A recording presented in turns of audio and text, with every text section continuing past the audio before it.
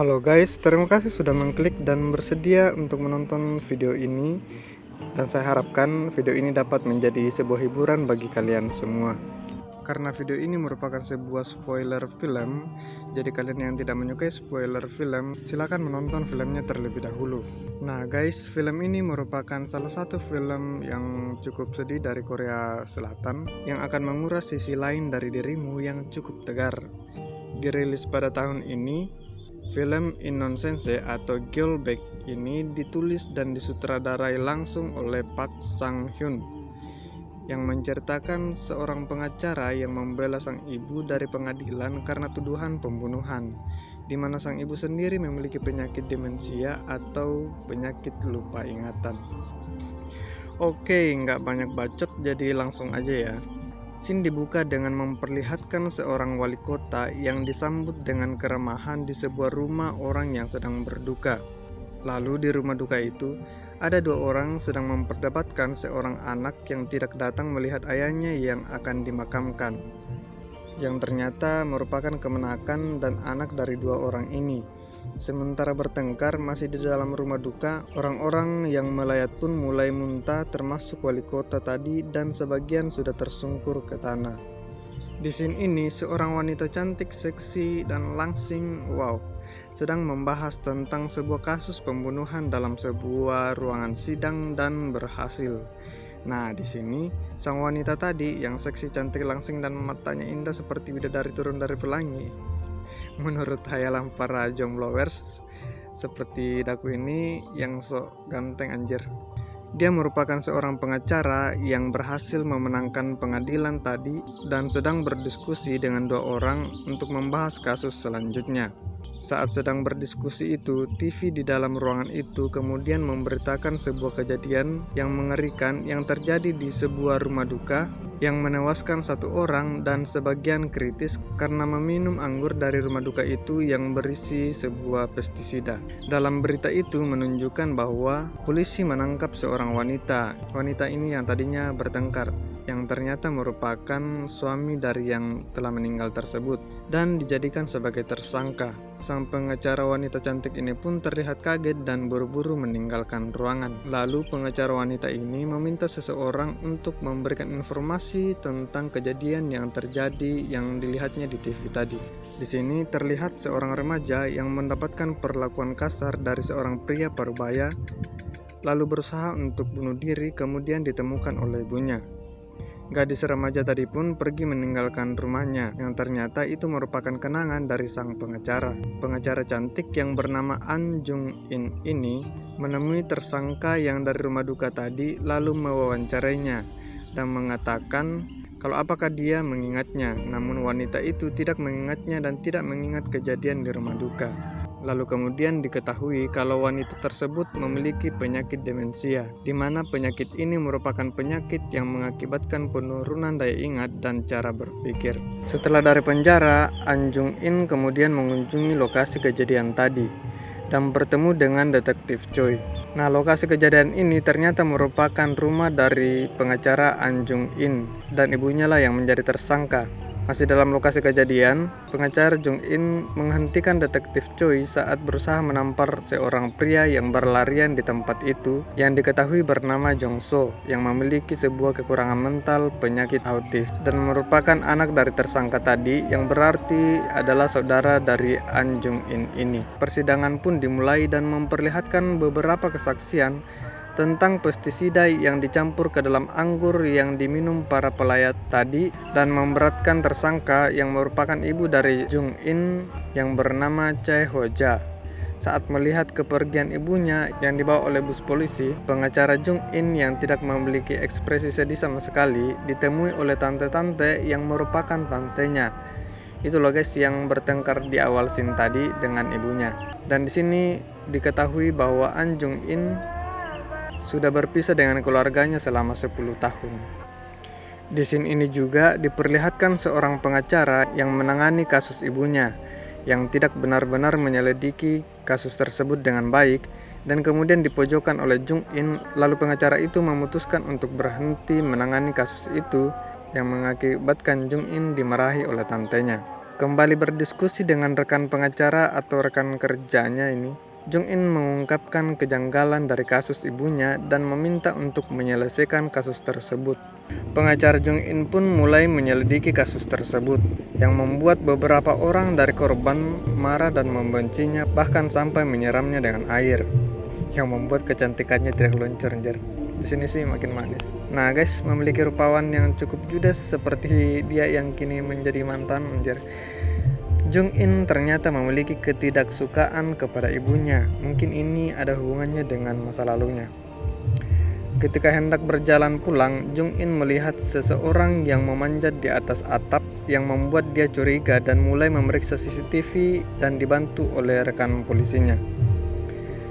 Setelah melakukan beberapa penyelidikan, persidangan pun kembali dilanjutkan yang memperlihatkan video CCTV seseorang polisi yang membentak ibunya yang sementara diinterogasi. Dalam persidangan yang cukup seru dengan beberapa bukti dari Jung In, kemudian memojokkan beberapa polisi dan jaksa penuntut yang menantang Jung In. Nah guys, ngomong-ngomong itu karena beberapa polisi ini merupakan keluarga dari korban, jadi mungkin itu yang menyebabkan mereka tidak menyukai ibu Jung In dan mulai bekerja tidak profesional. Di ruangan ini yang menampilkan para polisi dan jaksa penuntut serta pengacara yang awalnya membantu ibu Jung In dimarahi habis-habisan oleh seseorang yang merupakan wali kota yang hadir dalam pemakaman tadi karena Jung In meminta hakim untuk menghentikan penahanan dan melakukan perawatan kepada tersangka. Saat dalam perawatan, ibu Jung In menghilang dan ditemukan di sebuah jalan dalam kondisi tidak stabil. Kalau di Indonesia mungkin ini sudah dikira orang gila ya. Dalam menjemput ibunya itu, dia bertemu polisi yang merupakan teman sekolahnya dulu, dan mereka pun mengobrol sambil melihat sebuah rekaman CCTV dari ibunya yang beberapa bulan lalu datang ke kantor polisi, menemui polisi itu sambil mengatakan sebuah kejadian pembunuhan yang dilakukan suaminya, yang membuat wali kota Cho terlibat. Namun omongan ibu Jung In ini dianggap melantur akibat dari penyakitnya. Dan dalam obrolannya pun Jung In mengetahui sebuah kejadian menarik yang terjadi di desanya, yaitu pembangunan sebuah kasino yang membuat kontroversi di desanya. Wali kota yang sedang dirawat di rumah sakit sedang membahas tentang uang dari hasil izin untuk membangun kasino, lalu didatangi oleh seorang jaksa yang bernama Jaksa Shin.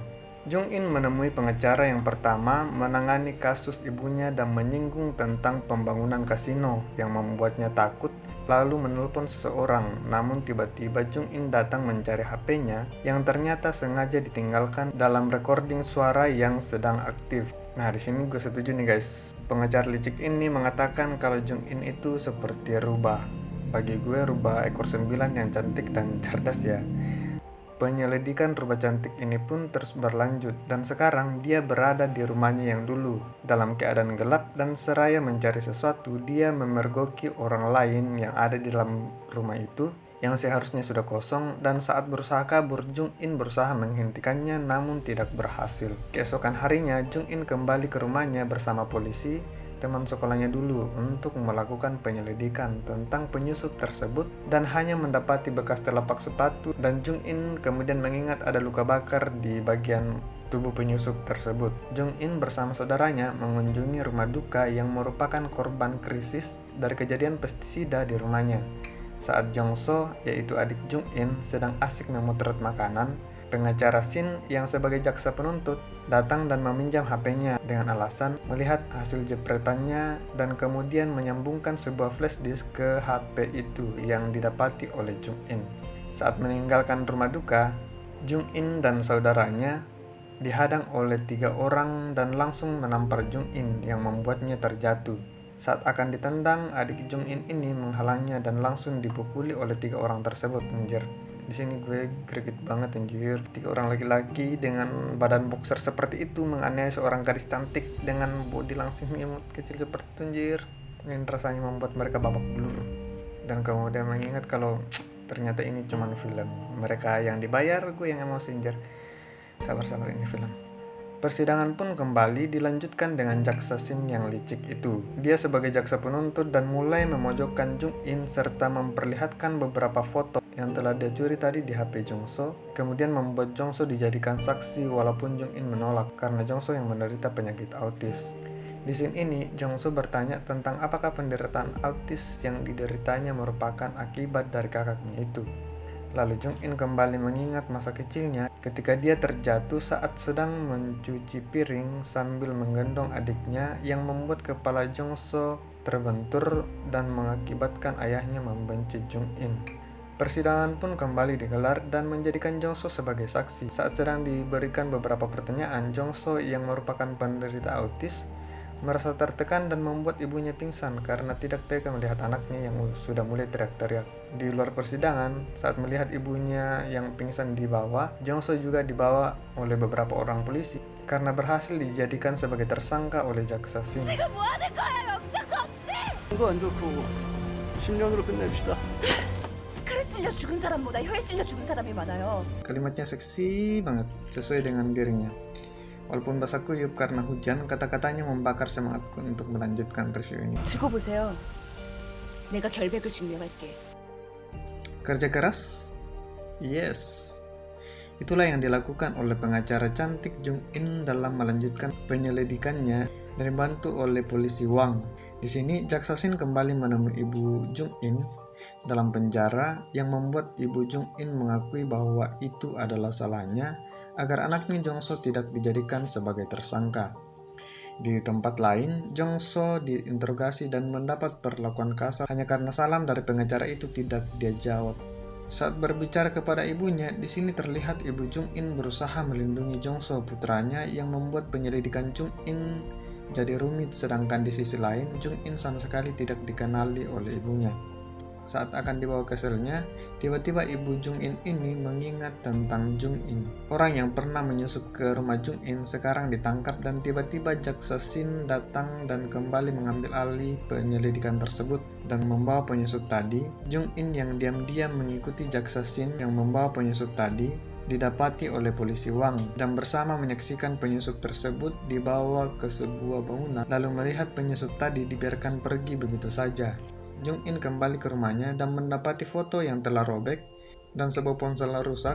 Lalu ponsel itu dibawa ke tukang servis untuk diperbaiki dan menyatukan kembali foto-foto yang robek tadi. Jung-in pergi ke rumah sakit menemui korban pestisida yang masih dirawat, lalu memberinya beberapa pertanyaan sambil memperlihatkan foto yang telah disatukan tadi. Kemudian orang tersebut mulai menceritakan masa lalunya yang bermula di sebuah danau yang membuatnya terlibat dalam pembunuhan. Setelah keluar dari rumah sakit, Jung-in ternyata dibuntuti oleh seseorang dan orang tersebut menelpon wali kota dan wali kota itu merencanakan sesuatu. Kemudian pada saat dalam perjalanan ingin bertemu dengan polisi Wang, Jung-in mengalami kecelakaan yang untungnya tidak membuat dia terluka parah. Saat masih dalam perawatan, Jung-in langsung keluar dari rumah sakit setelah menerima sebuah peta dari polisi, kemudian meminta cetakan nama yang memiliki tanah dalam peta tersebut. Setelah itu, dia kembali ke rumahnya bersama polisi dan mengambil beberapa barang bukti. Dengan gaya jalannya yang mantap, anggun, cantik anjir. Jung-in menemui wali kota di rumah sakit dan membahas sesuatu yang membuat Jung-in makin cantik. Ratu dalam bermain catur pun mulai bergerak, mampus. Nah, persidangan lanjutan pun dilaksanakan dan kali ini penjual pestisida di desa Jung-in menjadi saksi yang dulunya merupakan seorang operator alat berat. Di sini dia menceritakan masa lalunya tentang wali kota bersama 4 rekannya yang secara licik menjatuhkan ayah Jung-in.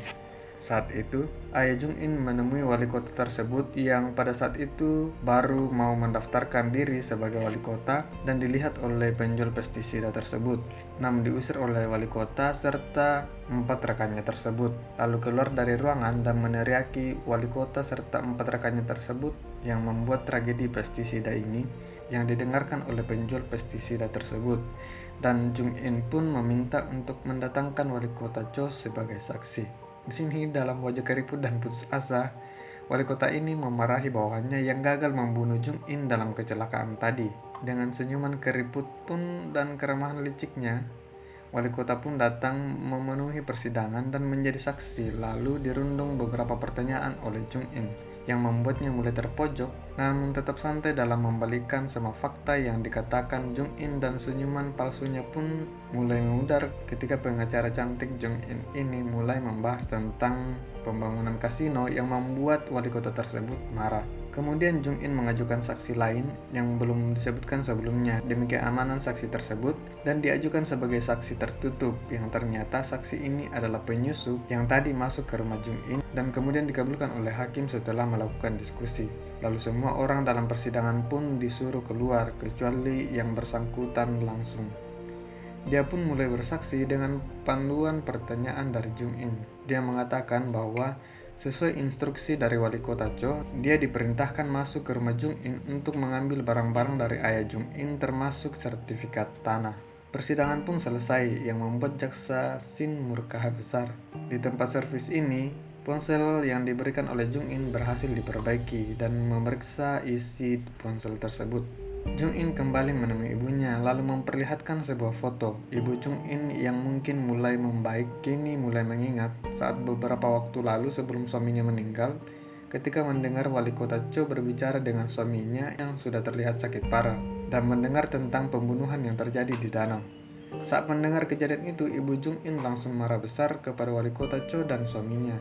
Lalu kemudian meracuni ayah Jung In, dan setelah kematian ayahnya, ibu Jung In jugalah yang mencampur pestisida ke dalam anggur saat melihat wali kota Cho itu datang. Mendengar cerita ibunya, Jung In benar-benar syok yang kemudian mengetahui sebenarnya. Namun guys, ini belum berakhir ya, kita lanjut. Kembali mengingat masa lalunya, ternyata yang dibunuh di danau itu merupakan kekasih dari ibu Jung In. Lalu ibu Jung In ini juga berusaha untuk bunuh diri, namun diselamatkan oleh ayah Jung In, yang dimana saat itu ibu Jung In ini sedang mengandung. Jadi mungkin ayah Jung In ini sebenarnya adalah orang yang telah dibunuh di danau tadi guys. Jadi ayahnya yang sekarang itu adalah ayah tirinya Jung In. Di scene ini, ibu Jung In mengingat bagaimana dia tersengal-sengal dan terjatuh ketika berlari mengejar putrinya Jung In yang kabur dari rumah. Karena saat itu Jung In sudah tidak tahan dengan perlakuan ayah tirinya tersebut. Walaupun tidak bisa berbuat banyak karena Jung In selalu mendapatkan perlakuan kasar dari ayah tirinya, sebagai seorang ibu pastilah akan selalu menyayangi anaknya. Saat menangis terseduh-seduh di sini, kemudian ibu Jung In ini memanggilnya dan lalu mengingat siapa dia sebenarnya. Nah guys, coba dengarkan ini. Inilah salah satu kebohongan para ibu yang benar-benar mencintai anaknya ya. 내가 어떻게 해야 돼? 울지 마. 너만 괜찮으면 엄마는 다 괜찮여. Mendengar kejadian sebenarnya dari ibunya membuat Jung In bingung. Bayangin aja pengacara handal yang cukup disegani dan bisa dibilang hampir memenangkan kasus, bingung setelah mengetahui kalau ibunya lah yang benar-benar bersalah di sini. Persidangan pun berlanjut dan Jung In membeberkan fakta-fakta tentang rencana awal dalam pembangunan kasino.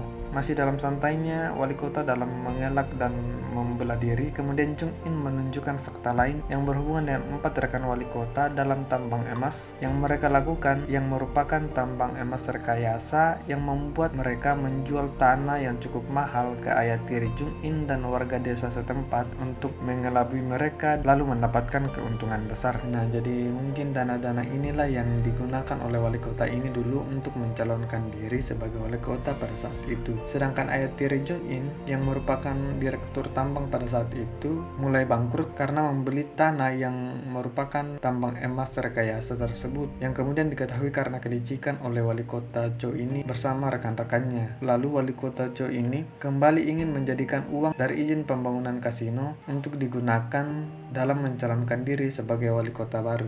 Saat sedang naik pitam, wali kota ini kemudian langsung terdiam setelah Jung In akan membongkar siapa pembunuh sebenarnya dalam kasus pestisida tersebut. Dan dengan kecerdasannya mengungkapkan bahwa racun pestisida yang ada di dalam anggur merupakan racun yang dimasukkan oleh ayah tirinya sebelum meninggal, yang memang sudah mengalami kritis pada saat itu, karena berharap pada saat kematiannya wali kota itu datang dan meminum anggur tersebut bersama 4 orang temannya. Dan benar saja, karena orang-orang tua di desa itu sudah tidak bisa minum lagi karena sudah mulai tua, jadi yang meminum anggur pada saat itu hanyalah wali kota dan 4 orang rekannya saja.